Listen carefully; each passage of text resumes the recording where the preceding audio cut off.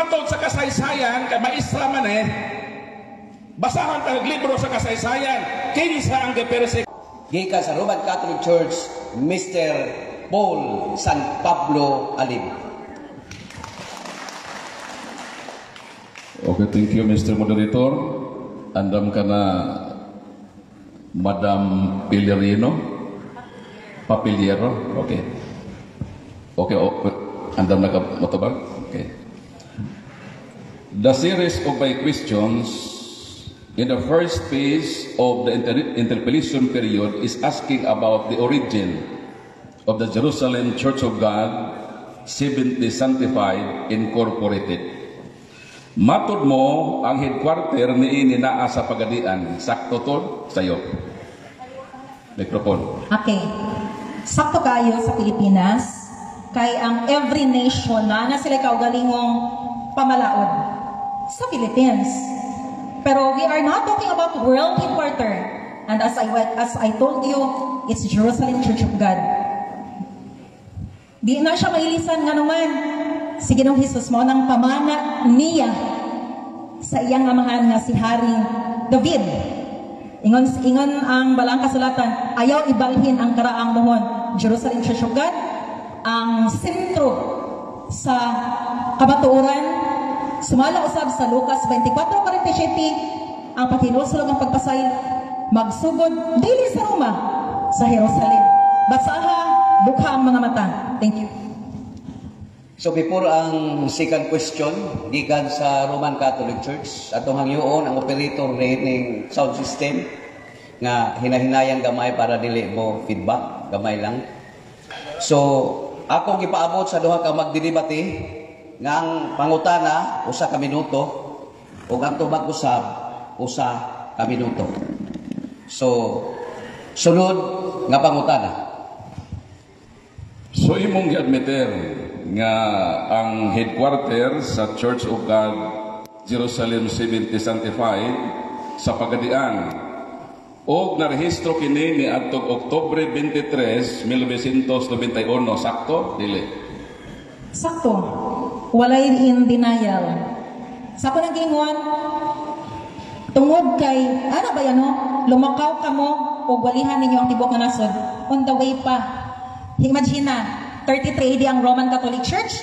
Kanusa mo nabot diri? 1521. Dili pa yun mga pari ang nagdala. Political motivated. Si Ferdinand Magellan. Just imagine that. Kung mangutan na sa Catholic Church, ano ipakutan na sa iya kay siya una nagpresentar. What is your objection, Mr. Alima? My objection is about she is not responding my question, Mr. Moderator. So, kindly repeat the question para reiterate, para badunggan ni Miss Genevieve. So, imo nang gi-affirm nga kini na rehistro ni atong 1981. Una ni. Kining girehistro ni atong 1981, company man ga ini.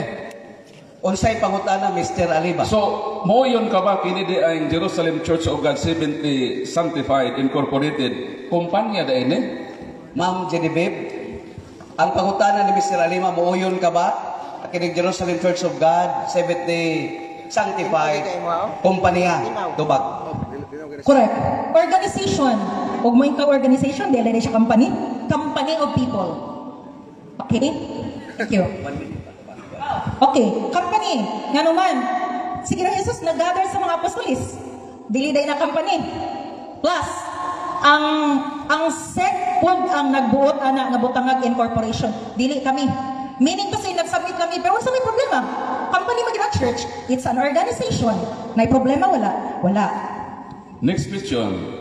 Kining nakaila ka ba ni Andrew Dagger? Andrew Dagger. Gikomisyon siya sa Church of God Seventh-day ni atong 1931. Nakaila ka ayo. To build or to establish a church in Jerusalem. Sakto? Tama. Okay. Pero kadali lang. Okay, matabag ko. Ego siya nag-reorganize. Kaya nga naman, nawala na sila nga dilutos man sa Roman Empire. Hinumduman nato ang mga Hudiyo pod. Di dagit ni Nabucodonosor 70 years didto sa Babylonia, walay tao ang Jerusalem. Kung kami wala didto sa panahon na i-vacuum tungod kay gilutos kami sa Roman Empire, ang Roman Papacy. Thank you. So imong Before mo proceed ang sunod pangutana, ato ipaklaro sa duha ka magdidebate nga paabuton sa nato nga mahuman ang pangutana adi sirang tubag. Okay. O diya paabuton sa nato nga mahuman ang tubag adi sirang pangutana. Proceed sa pangutana. So Objection sa muna. Okay, based on our guide, ask question based on the presentation. I would like to ask the moderator focus on what I am presenting. I am ready to answer. Ayaw siya i-escape. Sige nung isa sa atong hisgutan, head of the Truth Church. Duha lang ako ang punto nga gihatag. Thank you. counter objection, Mr. Moderator. What is your counter objection? Dili ko motat sa iyang presentation kay wa man na sa topic. Ang atong topic imong pamatud-an nga ang Jerusalem Church of God 70 sanctified itukod ni Kristo. Mao nang sa akong first question, sa akong premise, ang series sa akong questions nangutan ako about sa origin. So may affirm na siya nga si Andrew Dagger gikomisyon sa Church of God 70 ni atong 1931 to build a church in Jerusalem. So mo-proceed ko sa akong pangutana related sa origin. Ayaw ko i-focus sa imong presentation nga wala nihaom sa tema. Moderator's time. I-off sa ang oras.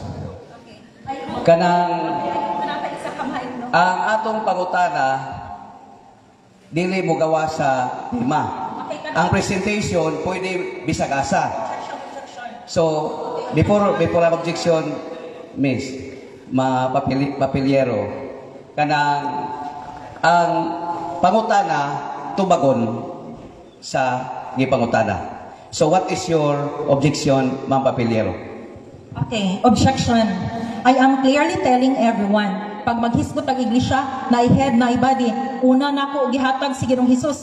Anong dili man diha mo focus sa ato ang gi-present? It's kanabitang standard rule. Mangutana ka muna base sa atong gi-present.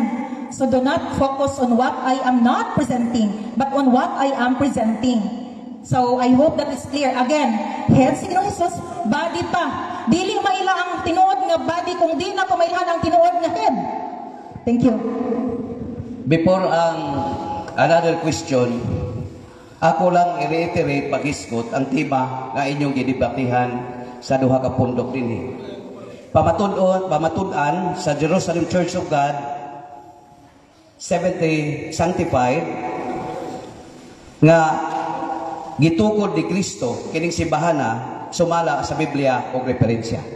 Sa ato pa ang iyang pag-anhi sa proposition number 1 sa unang presentor nato, pamatud-an niya nga kining Jerusalem Church of God 70 sanctified mao ang gitukod ni Kristo sumala sa Biblia o referensya. Akong ibalik ang microphone ngadto sa pangutana o ngadto sa mutubag.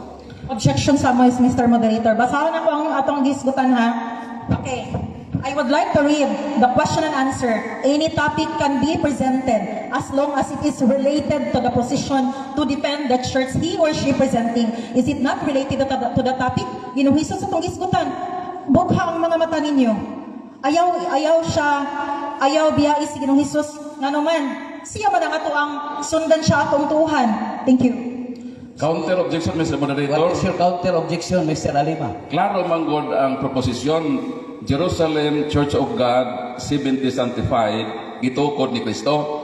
So ang akong gikukod ini, ang akong series of questions wa pa ko mahuman nga akong ipalutaw din ang origin para mabulgar ning iyang simbahan nga di tinukod ni Kristo. May affirm naman siya nga si Andrew Dagger gikomisyon sa Church of God 70 sa Amerika.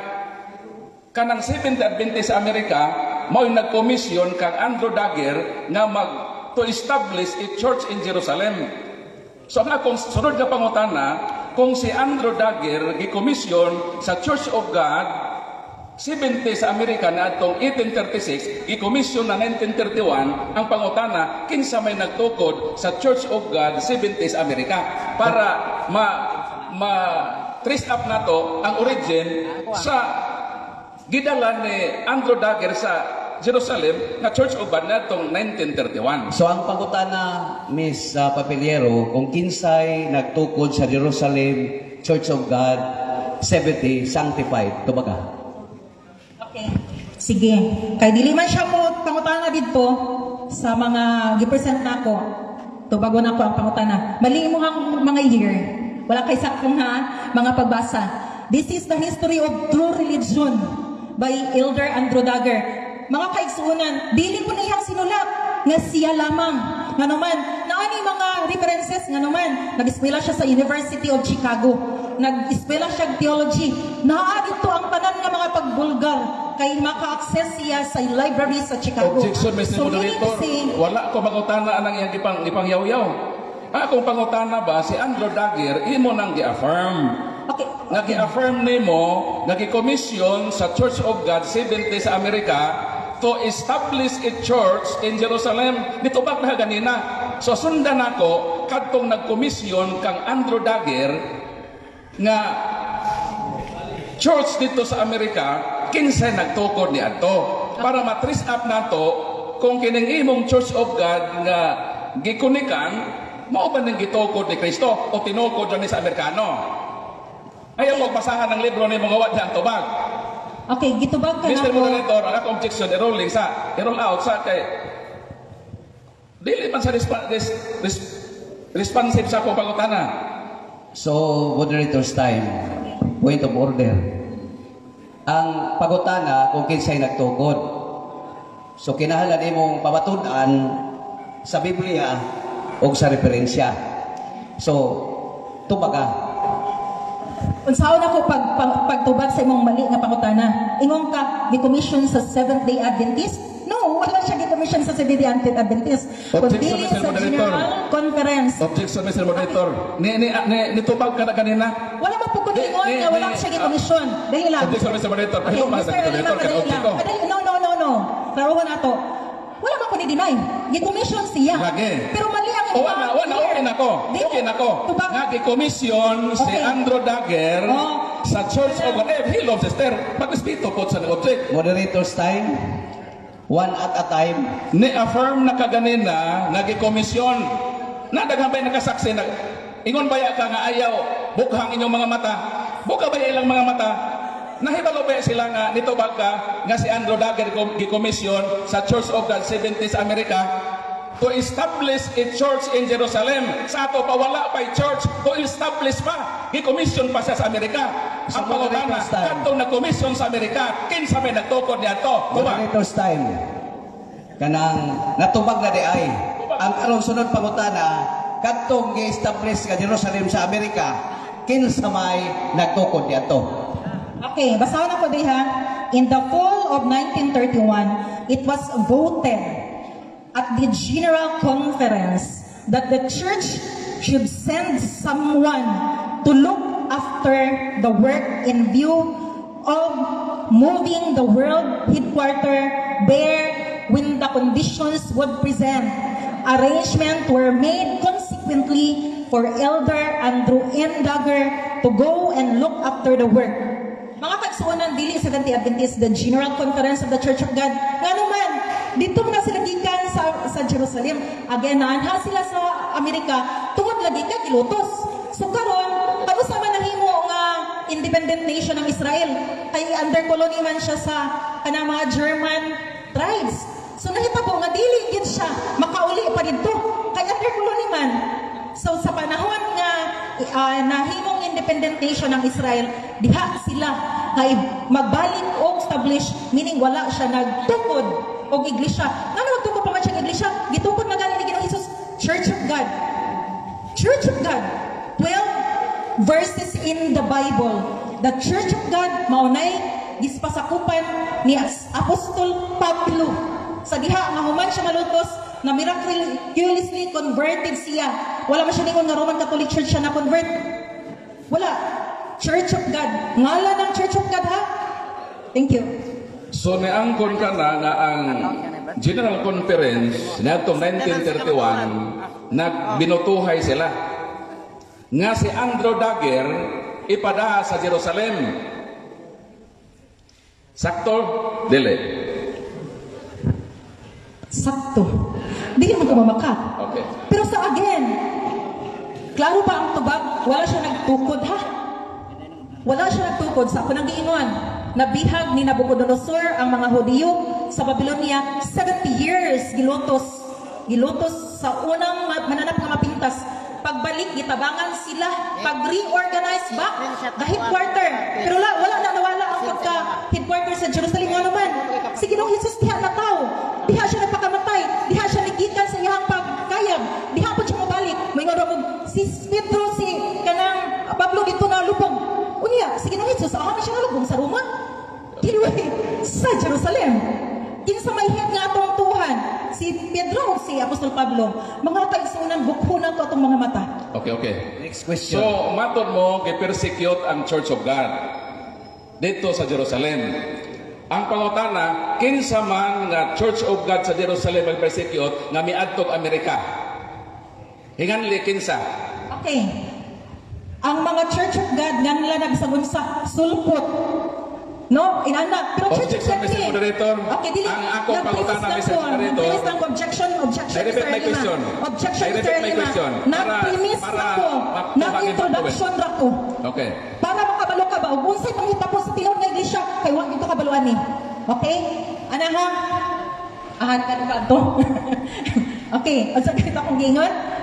O, nawa na kasi una madam. Ako i-repeat ang question. Matod nimo kay persecute ang Church of God dito sa first century. Okay. Ang pangutana, kinsa nga gi-persecute nga membro sa Church of God nga miadtog Amerika? Nga niadtong 1931 nag-general conference nga si Andrew Dagger pabalikon sa Jerusalem. Tuba? Okay. Ang paghawa diha sa mga kanang katawhan sa Iglesia sa Dios, nahitabo na dito atong katubitang pilgrim nga mga Puritans. Asa ko nang gingon ha, nganlan di bisag unsa, daghan kay mga kaigsunan, panganlan ni og Puritans, Waldensians, Cathari, Albigenses. Naana ginitanan, naay mga references ana, pero they disown that name nga gitawag. Ilahan na ni Cabardo, ilahan ni Cabias, inaana man ang pasadaran. Pero ang amo ang name, Church of God, gitawag lang mga Puritans. So again, ang Puritans, kaya nga naman, ang Amerika, mao'y naghatag og kanabitang proclamation sa freedom of religion. Imagine na ha, sa ito pa, na wala na yung freedom sa unang panahon. Kaya nag-proclaim man og freedom of religion. Sa dihang nag-proclaim ng Objection, freedom Mr. of religion. Moderator. For not responding my question, Mr. Moderator. Nag-respond ako, Puritans. Mr. Moderator, No, ako ako pangutana. lang siyang isuportaan para makasabot ang mga katawan. Objection, Mr. Moderator. Ang ako pangutana, wa gyud niya to baga. Moderator's time. Ang pangutana nako ba, matod mo, Time sa cross-examination. wala. Wala. Time is up. Okay. So thank you Sino may labi? sa duha ka mga magtinibati. So ang tanang pangutana gitubag ug ang tanang tubag ipabinaw sa nangutana.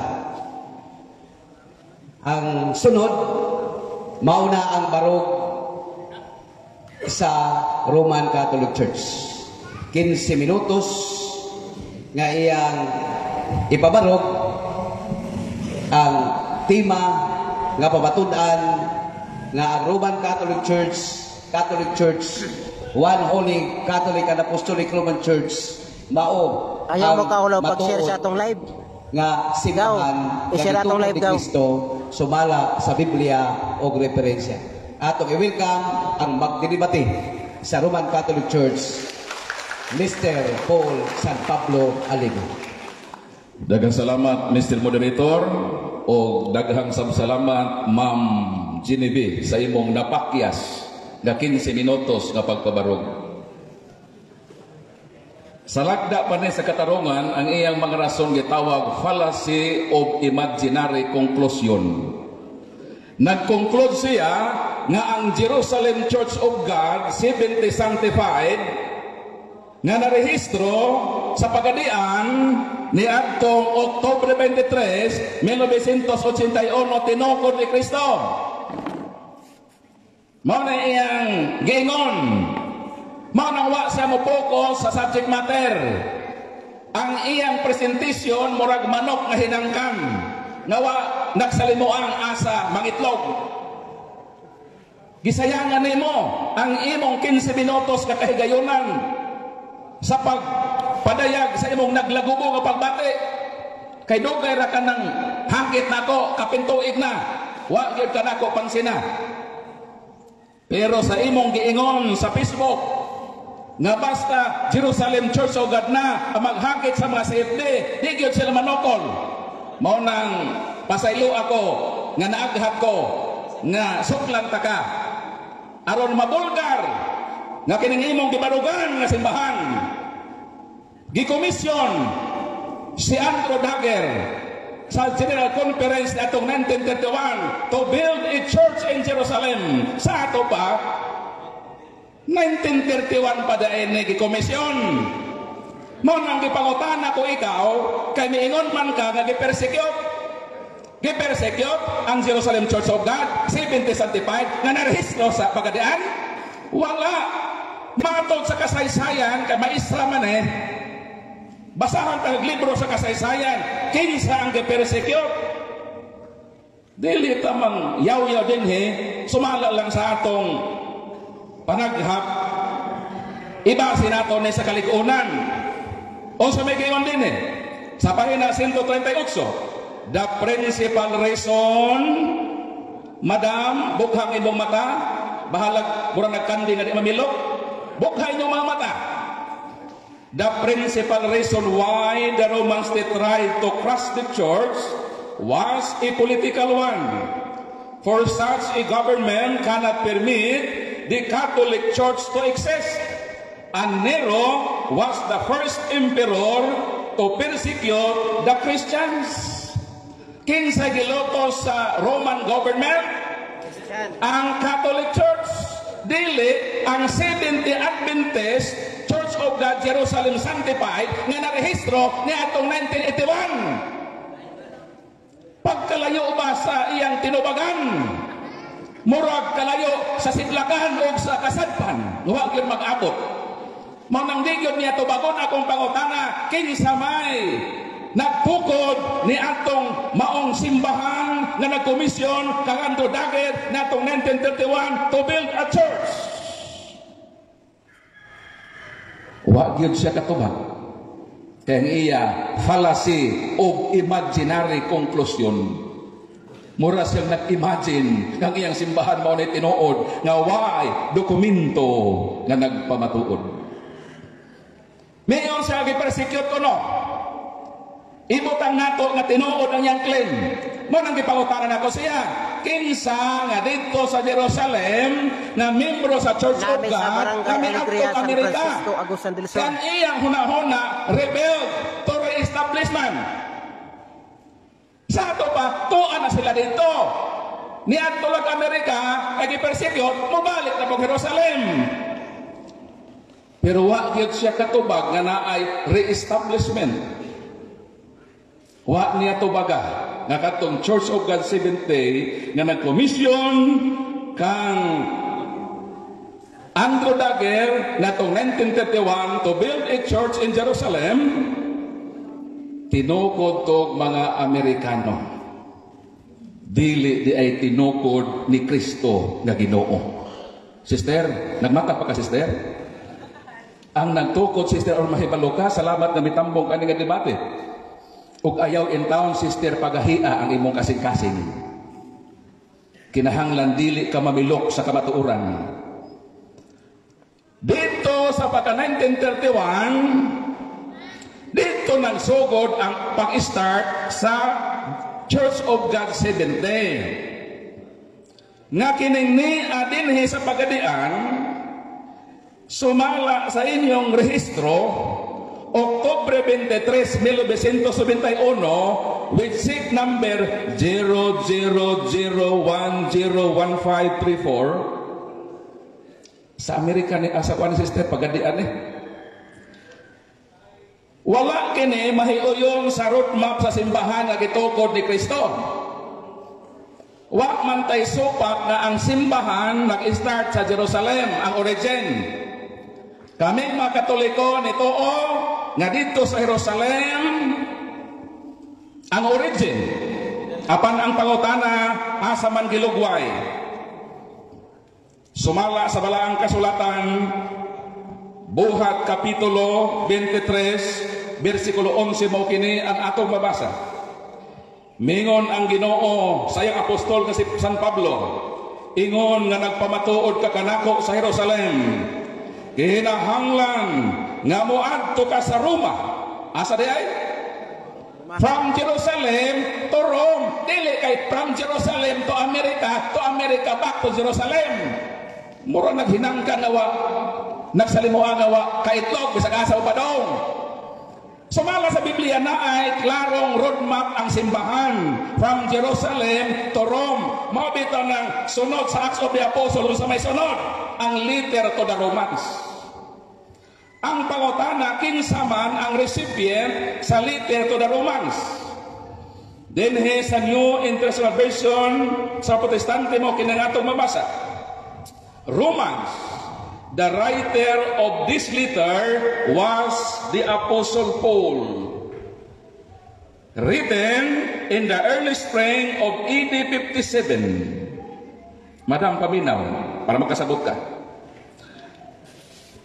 The original recipient of this letter, Paul, originally sent the letter to the Roman Church. Ang pangutana, kanang letter to the Romans, kinsa dahi gisulatan ni Apostol Pablo? Madam Genevieve, ang Roman Church. Meaning, sa first century, establisado na usab ang Roman Church from Jerusalem to Rome. Karon kung mauni sila ang gitukod ni Kristo sa Jerusalem, niadto ba mo sa Roma?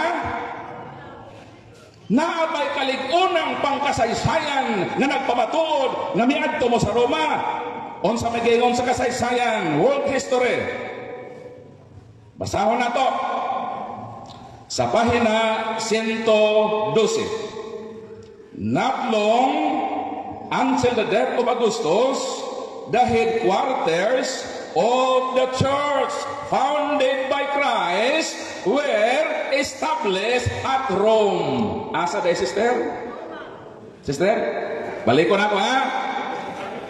The headquarter of the church founded by Christ were established at Rome. Matod sa kasaysayan. O kay maestra man sa dipig, nagtuo ko, nga di yun ni Supakira. Unsa may giyon din sa third year nga libro sa ang ating daigdig at kasaysayan, pagsulong at pag-uugnay. Unsa may giyon din madam, paminaw madam. Ang simbahang Katoliko ay isa sa mga sangay ng Kristyanismo, ang relihiyong itinatag ni Jesucristo noong unang siglo. Karon ka maestra man ka, motodlo na kain sa eskwelahan o imong ipakulog imong kaldero sa DepEd. The Philippine Unique Nation historian Sonia Saide ang Pontificals. Gregorio Saide. O sa may giingon sa atong libro, sa libro sa mapanggiitang historyano sa Pilipinas, nagigamit usab kini sa makolehiyo sa DepEd.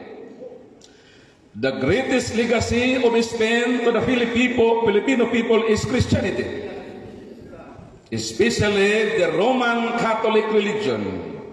This religion was Asian in origin, being founded by Jesus Christ in Palestine. Ang pangutana sa Sir Genevieve, isa nagtukod? Taligog-liog siya, di bisa minaw. Bukhay taon imong dalunggan. The World Almanac and the Book of Facts. Kung sa may kiingon sa pahina 704. Nami sa Alegria, kanang barangay nga sa San Franz. Mo kini ang atong babasa. Roman Catholic, founded by Jesus. Kinsa nagtukod? Si Jesus. Grolier Universal Encyclopedia, Volume 5, page 106. Catholic term applied to the divine society founded by Jesus Christ and endowed by the outpouring of the Holy Ghost on the day of Pentecost. Most specifically, the name denotes the body of the faithful in communion with the Bishop of Rome, hence often called the Roman Catholic. So kini nga mga libro nga akong gidiga dinhi, the Book of Religion. Di Katolikong record hin ha. Pwede din mo check up niyon niya. Naway Katolikong nagsulat dinhi. Roman Catholic Church. The Roman Catholic Church is the original and is still the largest Christian church. Original. Tapos, bangga ang taan ng piki. Mahagit pagdebate. Sus. 2 minutes remaining time. Mauna, madam, nga I'm sorry nga kanang imong simbahan tinuko na sa Amerika. Mura mo dami account ba? Nagamit na mo ng Church of God. Mura sa Facebook ba na dami account? Gitago nilang ilang kaugalingon sa pangalan. Ang imong simbahan, madam, gitago nimo sa pangalan aron mulutaw nga tinukod mo ni Kristo. Apaniining kahaponon, mabaliman ang buko sa kawayan. Alegria dire kanang dalan paingon Di man niya dawaton ang nagbutaog natong ebidensya. Oh. Apang magpabilin ang kamatuoran nga ang simbahang Katoliko tinukod ni Kristo. Bisan padili kamudawat, madam. Nagpabilin ang kamatuoran nga kining atong simbahan nga gibarugan tinukod ni Kristo sumala sa ebidensya. Amen. O bisan pa hugot ang imong pagtuo sa Church of God, Seventh-day Jerusalem Sanctified Incorporated, di yun na makapahimo sa imong simbahan nga tinuod.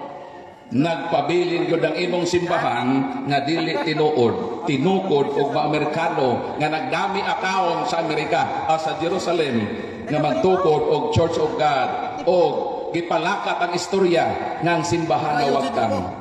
Ang simbahan wala mawagtang, madam. Kay ang Ginoo nga nagtukod ni ini dili tao nga bakakon. Unsa may giingon sa Ginoo? Mateo 28:20, ubanan ko kamo sa kanunay sa tanan nga mga adlaw hangtod nga matapos ang kalibutan. Unya nga wagtang kay niadtong Amerika pagkadakong sinampanggong na kontinuod kini ang Ginoo na pamatud-an dahil makakon nga naman kay wa sa kababarug sa iyang mapanumpa ng simbahan na hanaw. Mao nang kanang imong argumento supak ana sa pagkamatinud-ano ni Kristo, imong giakusahan ang atong Ginoo na nakataas ang iyang simbahan na wagtang. Time is up. Palakpakan atong Ginoo.